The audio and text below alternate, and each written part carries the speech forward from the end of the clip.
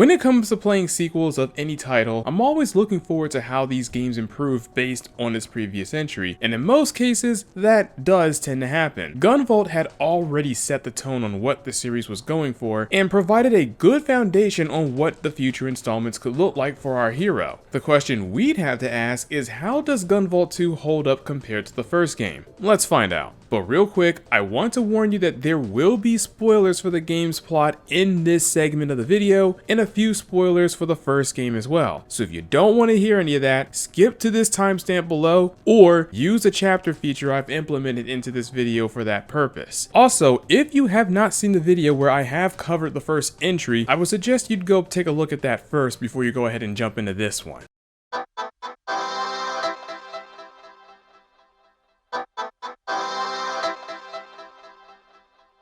The story picks up right after the events of the first game, with the Sumeragi agents arguing about the future of adepts on board the Seraph, an airship owned by the same company. But an alarm interrupts their meeting when their troops manage to come in contact with an intruder we all know as Gunvolt. At this point, Gunvolt had left Quill and works as a solo agent, though the soldiers had mistaken him for being part of that organization still because he has their uniform on. Additionally, he is accompanied by Jewel, who pretty much became the equivalent of a JoJo stan due to the events of the previous game. Now, the reason why Gunvolt is invading the Seraph is because the ship has been skyjacked and is set for a crash course right into the skyscraper in the middle of the city. The impact will be catastrophic, so Gunvolt took it upon himself to stop that from happening. Meanwhile, Copen, who is the rival character from the previous game, shows up with a similar goal. His reasoning behind it, however, is mostly tied to the fact that his sister Myrtle had been kidnapped by Sumeragi and he is attempting to rescue her. On the way to the Seraph, however, he runs into a familiar yet not so familiar face, who is also the culprit behind Myrtle's kidnapping. This woman then changes her appearance and it turns out to be Zonda, the same adept that Copen believed he eliminated months ago. But it turns out that version of Zonda is a fake who was conjured up thanks to its Septima ability,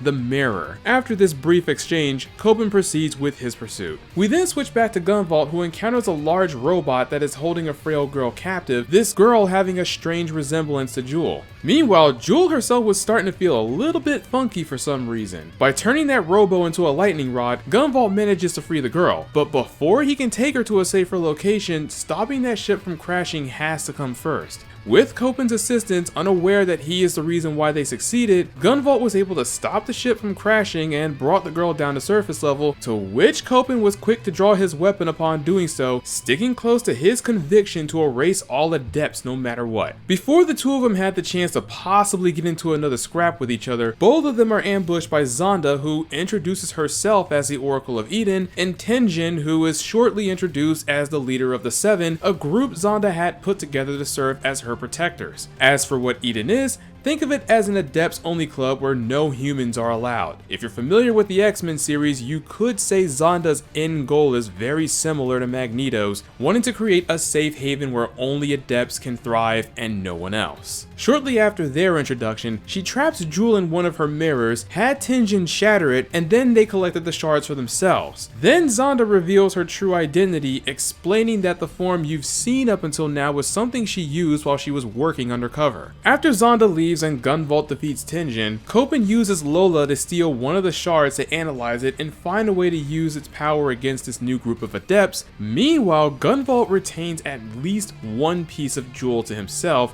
whom at this point has been reduced to a pixie and lost most of her powers. Gunvolt is now set on a course to recover the shards and restore Jewel back to her normal self, then stop Zonda from achieving a similar goal his mentor tried to attempt before. And as for Copen, well, we already know why he's going after the Seven. Whenever there is an adept, Copen will be the first one there to take him out. It's here the story will split into two. While their paths will be separate in the beginning, both of them will eventually run into similar outcomes as you get closer to their ending for their scenarios. In Gunvolt's story, there's a bigger focus on recovering Jewel's shards so he can return her to normal while dealing with Eden's forces. Gunvolt is also being supported by two characters this time around, Quinn, who is a normal human being, yet she has no issues hearing Jewel and the main reason why Gunvolt has a place to live, as well as why he Inti hasn't lost his mind and turned into a villain. I'm not even joking here, Inti was originally going to make Gunvolt a villain in this game, but once that idea was scrapped, they needed a reason to keep him from going under, and this is where Quinn came into play. It has been shown that Jewel tends to get hostile towards Quinn anytime she brings any form of comfort towards Gunvolt, but over time she eventually eases up on that hostility. Meanwhile, Xiao is Gunvolt's spotter and is a good connection he has with Quill, despite Gunvolt being an ex-member. He is also the mastermind behind Gunvolt's drip game improvement. On the other side of the coin, Copen is making it his mission to erase Eden as soon as possible, mainly because they are after his sister. Myrtle, who is the girl Gunvolt rescued earlier, is being watched over by Nori, Copen's ride-or-die service maid, and acts as his mission controller. Myrtle herself is a very sickly girl who lost her voice after she received heavy surgery in order to keep herself alive, and recently, the Sumeragi group and Eden had become interested in her, but no one can figure out why. Meanwhile, the shard Lola stole earlier strangely gained a surge of power, and it enabled the drone to gain an idle form of its own. Again, no one knows why this happened, all they were able to confirm is that it came from one of Jewel's shards. After both heroes had taken down several members of Eden and occasionally running into each other, both of them were able to locate Eden's home turf with minimal effort, obviously being set up by the enemy for a very possible ambush. While Gunvolt was going there to retrieve the rest of Jewel's shards, Copen had an even bigger reason to go, because his sister was found and kidnapped by Eden right from under their nose, and of course he's going to do everything that he can to get her back. Now that I think about it, Copen is somewhat going through a similar treatment Gunvolt had experienced in the previous game.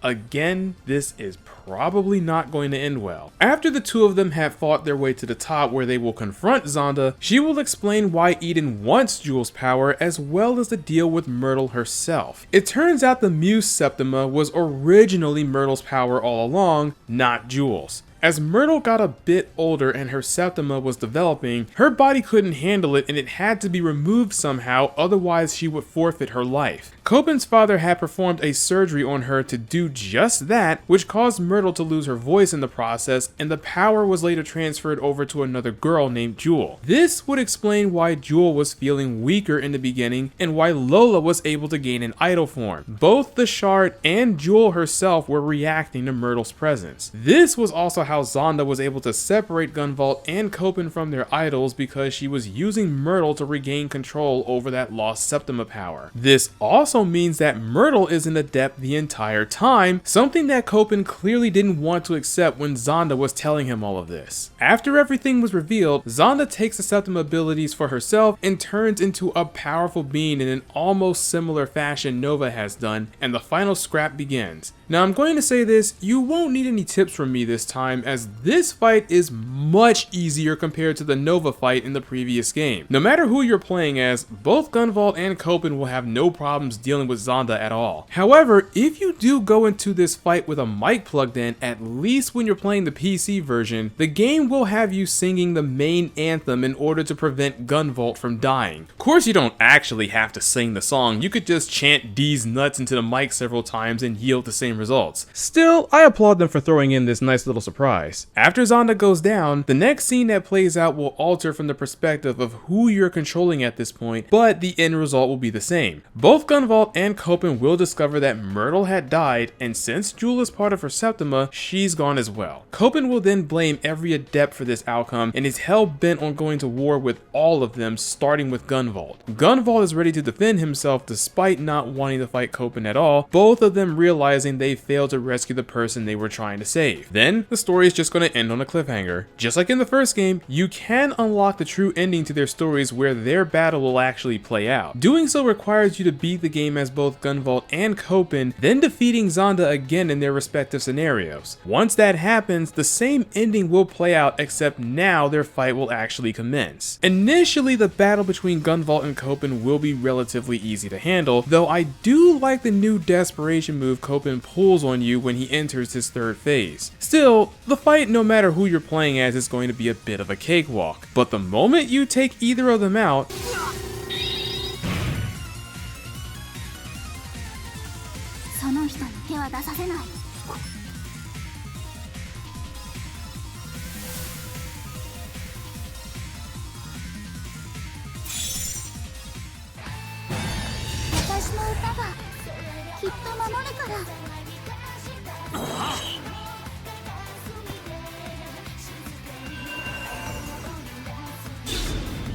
Myrtle's Septima will activate and revive them with the Moose's ability, and this is where the rival battle will actually show some teeth. Copen's fight against the awakened Gunvolt is still a bit on the easy side, especially once you figured out how to deal with all of Gunvolt's moves. Meanwhile, dealing with an awakened Copen is a different story. Just like how Copen would fight you in the previous game, he will frequently attack you with the Greed Snatcher, plus the only way you can damage him is if your flash field is close enough to jam his protection, then you need to tag him during that brief moment so you can shock him from a safer distance. If you time this incorrectly, Copen will have no issues putting your face into the dirt depending on what he does. Admittedly, the first time I've dealt with this, I got caught lacking, especially because I was not expecting him to use his desperation move twice in a row as seen here. But after tweaking my strategy a bit, he's not nearly as oppressive as Nova or Osmov for that matter. Once the battle ends, Myrtle will suddenly wake up and make an attempt to stop both of them from killing each other. And hey look, she's even regained her voice. But while she was in the middle of explaining her actions, she suddenly loses her memory right there on the spot. She couldn't recall if she was either Jewel or Myrtle, and upon realizing this, both Gunvolt and Copen decided to call off their battle, with Copen rushing Myrtle to the hospital. After being examined for several days, it turns out that Myrtle is in far healthier shape than she had ever been. Sadly, she still has no recollection on who she is, or was for that matter. Now that she's regained her original powers back, it is as if she was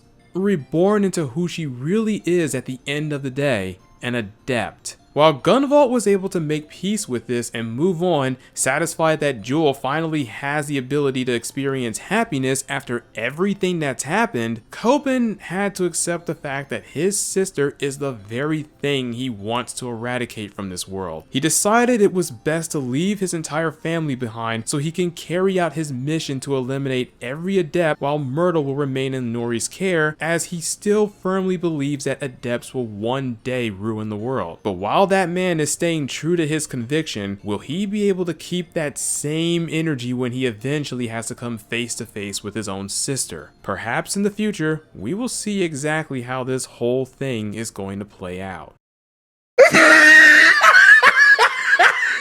Gunvolt's 2 story, while shorter and not quite as dark as its predecessor, is still pretty good all things considered. This installment tied up a good chunk of the loose ends the first game left behind, while leaving the door open for some newer directions the story can take, especially on Copen's end. But since anyone who's played the third game knows exactly how this is going to turn out, I'm not going to speak anymore on the matter and save that energy for when I talk about it. Anyway, let's talk about the actual game. After you've played through the entry stage, Gunvolt 2 gives you the option to pick between both Gunvolt and Copen, then you are able to switch between the two of them each time you reload your save file. Starting with Gunvolt, our Azure Striker plays exactly the same as he did in the first game. If you want more details on how he operates, I laid all of that out for you in my retrospective of the first Gunvolt, which I encourage you all to watch if you have the time. But the general thing you need to know about Gunvolt's playstyle is that he tags enemies with the bullets from his gun, then he gives his enemies a much needed dose of shock therapy with his flash field. But while his gameplay remains the same, there are a few notable differences that are worth pointing out aside from his new outfit. Firstly, Gunvolt no longer needs to equip an accessory to have his Pervasion ability, as he now has it by default. Furthermore, his Pervasion animation also received an upgrade, seeing as how it no longer shows him recoiling like he did in the past. It really gives off that feeling that the character has in some way grown stronger since the last time we've seen him. Additionally, Gunvolt 2 opens up the idea of having zero cost skills exclusive to the Azure Striker. These skills, known as the Dragon Sphere and the Crash Bolt. While you need to find them out there in the wild first before you're able to use them, you are free to use these skills without consuming any of your skill points, and the only thing you have to worry about is their cooldowns.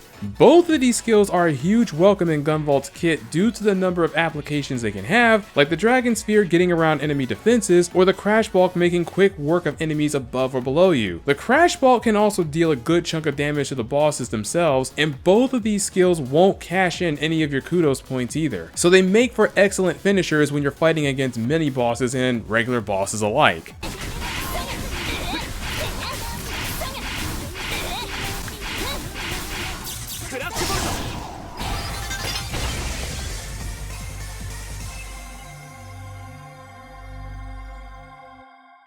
I really like that they've added these new skills into the game, as it further expanded on Gunvolt's moves outside of activating skills that will consume his points, and it adds to the capable abilities he has. If in the future Inti does make another Gunvolt game with this formula in mind, I would not mind seeing more zero cost skills like these. The only other change I need to point out about Gunvolt is the way his other gun tags work. In the previous game, his other tags would increase or decrease the number of enemies he can mark at the same time. Well, in Gunvolt 2, they've all been capped at 3 unless you have certain accessories that will decrease how many enemies you can mark in exchange for higher damage output with your flash field, or increase the amount of marked enemies at the expense of your flash field's damage. I will say this, however, that I feel like his other tags have more usefulness here than how they worked in the previous game, and it's encouraged to experiment with them just to see how much you can optimize your runs while playing as the Azure Striker. Although if anyone can tell me how to really utilize the remote gun tag here, that would be awesome, because I for the life of me can't figure that out for myself. But let's shift gears and talk about Copen, who is now a fully playable character. If you ever wanted to play Megaman if he was wearing an Iron Man suit, this is the closest you're going to get to that. He can acquire EX weapons each time he defeats a boss, further adding to his overall arsenal, but that's just on the surface because the way Copen plays is far different than what we've experienced in a traditional Megaman game before. For starters, Copen has the ability to dash in every direction. Furthermore, if he was to hit the wall, the ground, or the ceiling, it'll cause Copen to ricochet off of the surface and continue his movement until he no longer has anything to bounce off of, run into an enemy, or the dash finally comes to an end. This already makes Copen far more mobile than Gunvolt. However, there is a limit to how many times he is allowed to do this. Copen's resource lies with his bullet charges, which you will see at the bottom left of the screen. Anytime Copen dashes or takes pervasion damage, a bullet will be consumed. However, he can recharge those bullets exactly like Gunvolt can if the player taps down twice. He can also do a mid-air stop that can damage enemies and recharge his bullets upon landing. Though I wouldn't recommend using the stomp on enemies, not because of the damage output, but mainly because for some reason the game's performance just falls off of a cliff anytime he's about to foot dive somebody like he's Dr. Doom. I thought this was a 3DS issue initially, but it also reappeared in other ports too, so for this reason I try to avoid stomping on enemies. Another method Copen can use to recharge his bullets is by ricocheting off of multiple surfaces as mentioned earlier. The more Copen is bouncing all over the place, the more bullets he's able to recharge off of a single dash. So if you want to keep your boy high in supply while remaining on the move, air dashing where there's multiple surfaces to launch yourself is the most optimal way to do that. Hell, sometimes I'll even move just by repeatedly dashing into the ground unless I'm given a reason to change my direction. But I am going to say this, it will take a good bit to get a handle on Copen's movement due to how crazy his mobility is. Because unless you get used to it, you may find yourself dashing right into a bottomless pit.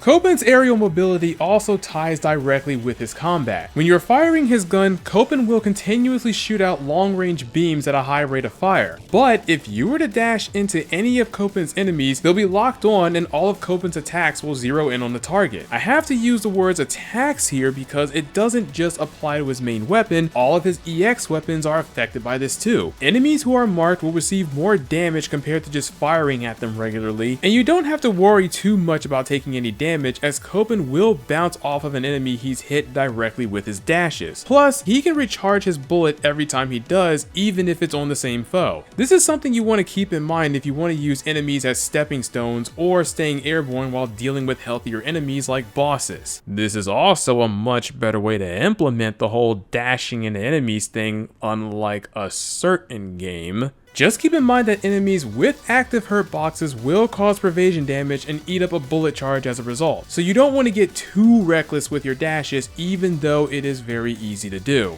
Now, on to those EX weapons. Just like in the traditional Mega Man game, Copen will acquire these bad boys after he's taken out any of the main adepts. The weapons will then have two different attack properties to them. One that will fire regular bullets when there's no targets locked on, and an alternative method once you've locked onto somebody. Furthermore, Furthermore, the weapons themselves will deal even more damage to varying targets and not just being relegated as weapons to use on their appropriate bosses. Just to name a few examples, the broad circuit weapon is great against robotic foes except for the ones on Arsoc's stage, as it instantly destroys them. Meanwhile, the Furious Fangs will immediately take out any humanoid enemy, plus they will always drop a health pack if they're defeated this way. I guess that's one way to make people contribute to a blood drive. There are some weapons that even have a little form of utility to them, like the Twin Tail Bunker doubling as springs if you shoot them towards the ground like Zero's recoil rod. This kind of reminds me of the weapons you acquire in Mega Man 8, where with proper application, these weapons not only add another layer of fun to Copen's gameplay, they can also add to the overall versatility Copen has by design and encourages players to use them often. But just like Copen's dashes, there are a few rules a player needs to keep in mind. For one, Copen's EX weapons consume energy, which you'll see right below his health. Anytime you use up that energy, it will automatically refill on its own, and outside of crafted gear, there is no other means of speeding up that recovery process. Furthermore, Copen's weapon energy will serve as a protective barrier if it's full, behaving in the exact same fashion as Gunvolt's flash field. You're basically trading in offense for defense every time you decide to use a weapon, so it's always a good idea to keep your surroundings in mind before you decide to go ham on the weapon usage. Or guns blazing, as they would say.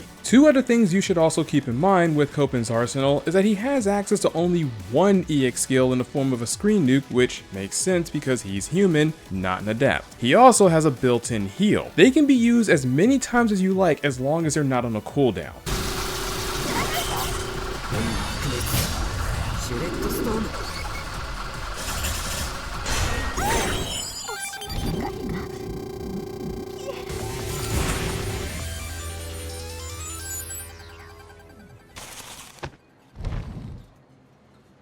Now, unlike Gunvolt, Copen does not use accessories. He uses programs he can install into his suit known as the White Tiger, and no, I'm not referring to the one from Power Rangers. You can get more programs through synthesis just like Gunvolt's equipment, and they'll consume memory slots each time you install them. You can overcap on the memory if you want, but doing so is going to cause your suit to malfunction, and what happens next is entirely random. You can end up running around with 1 hit point, your attacks will end up doing piss poor damage, and there are many more examples of that. This will also be accompanied by a beeping noise you'll constantly hear while playing through the stages as long as that malfunction persists.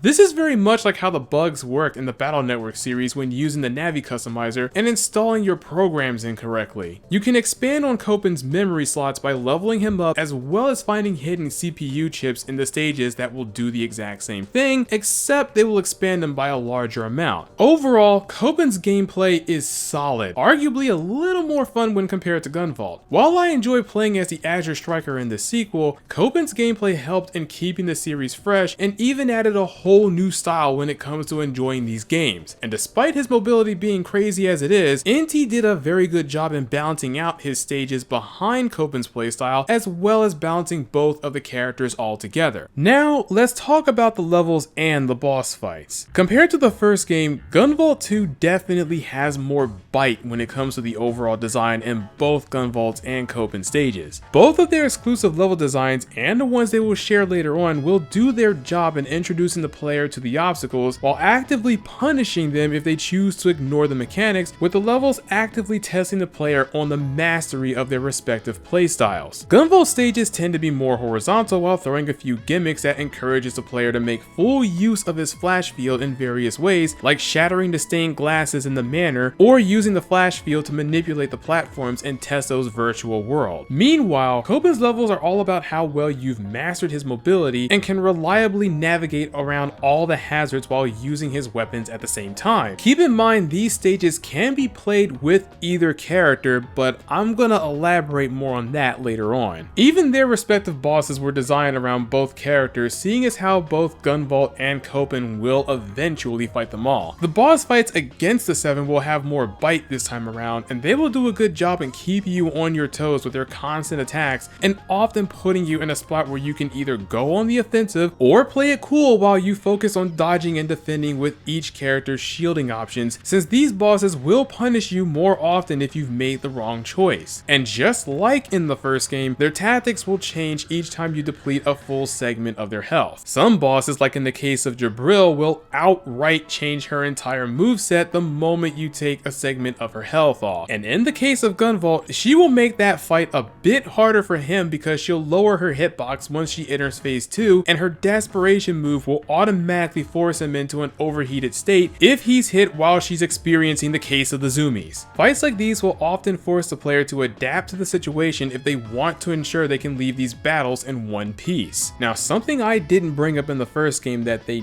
did bring in the second is that some of these bosses have secret conditions, and if you fulfill them, you can earn bonus kudos points as a reward. For example, your rematch against Tenjin in the castle stage as Gunvolt in particular would normally end with Tenjin taking Gunvolt with him during his final desperation before he goes. Then you'll proceed through the rest of the castle as awakened Gunvolt. But you can actually avoid that desperation move, and if you succeed, you'll get a huge chunk of kudos points added to your score, and going through the rest of the game's final gauntlet won't feel nearly as free. Bear in mind, however, not all of these boss fights will be as entertaining. There is a reason why I only stated the main 7 will be like this, because the other boss fights, barring your battle against the false Zonda, are horribly imbalanced in my opinion. When you fight against Gunvolt or Copen for the first time, their battles are immensely underwhelming since all of their attacks are very easy to avoid, not to mention they can't really get around your pervasion either. You would think they would at least have the capability of putting you through the ringer since they fought each other in the previous game, especially in the case of Copen. All we got is a very boring fight on our hands with no real reason as to why they're not giving each other a hard time. I suppose if we're looking at it from a narrative perspective, it does make a level of sense. It's not wise to go all out when you're in the middle of an enemy stronghold and you want to save your strength for the real big bad at the end. But I can't say for sure that is the reason why both characters are not pulling their punches. I certainly didn't.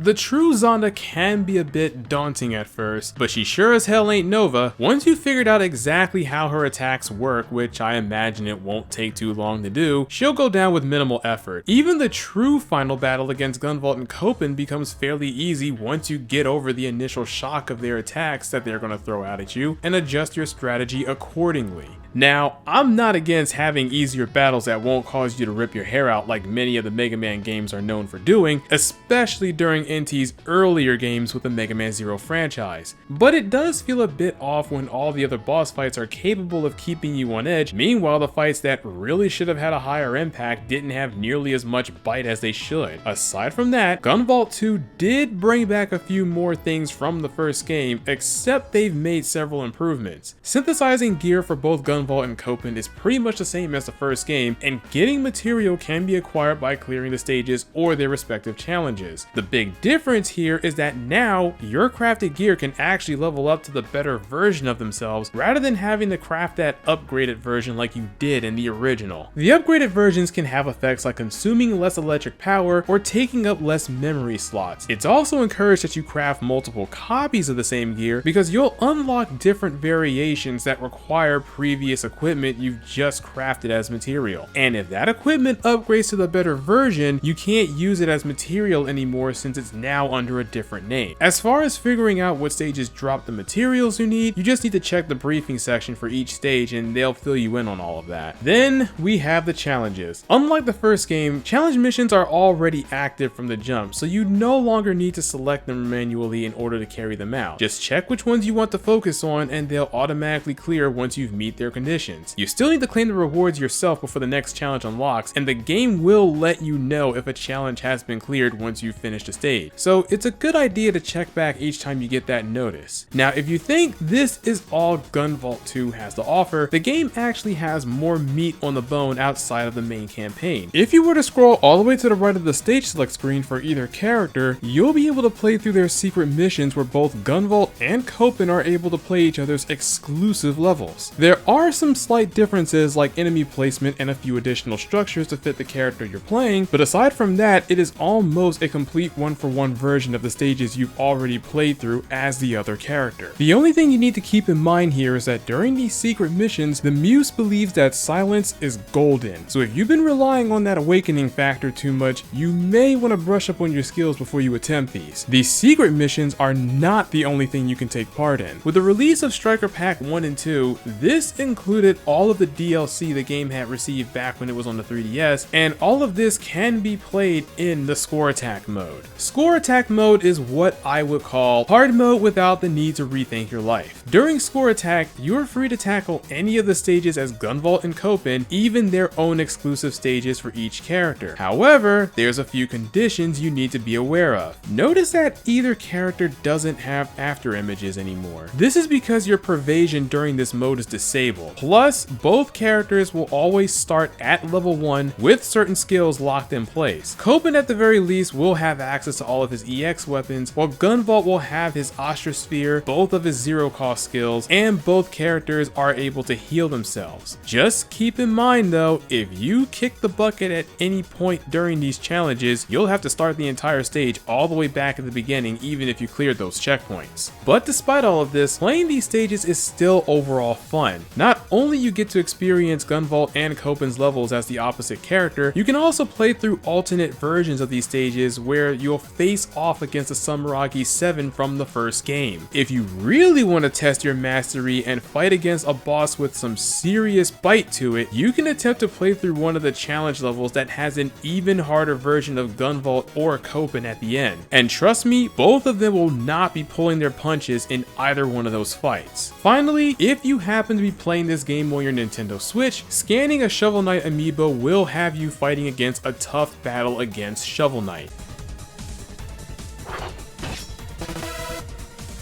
Defeating him will offer you a powerful reward as a result, but it should be noted that this is only a Nintendo exclusive thing. Even if you get this game on other consoles, there's no other method to access this fight. You have to remember that Gunvolt was an exclusive DS title before it went multi-platform later. Overall, Gunvolt 2 is a pretty meaty game with a lot of content behind it, and it gives a player quite a number of reasons to return after they've beat the game. I found myself replaying it several times even after I got all of the recording footage I needed because I was having that much fun with it, and I am heavily impressed with how much Inti-creates took the first game and improved on it with its sequel. So if you hadn't played this game yet, Gunvolt 2 is a solid entry you shouldn't miss out on, especially if you're still trying to scratch that Megaman itch. Now, if only I can get a game that can scratch my itch for the Mega Man Legends series. But until next time everyone, if you like what you saw, feel free to hit me with that siggity sub, like the video so the algorithm gods can show some fortune on this channel, and I hope I get to see you all in the next one. Later!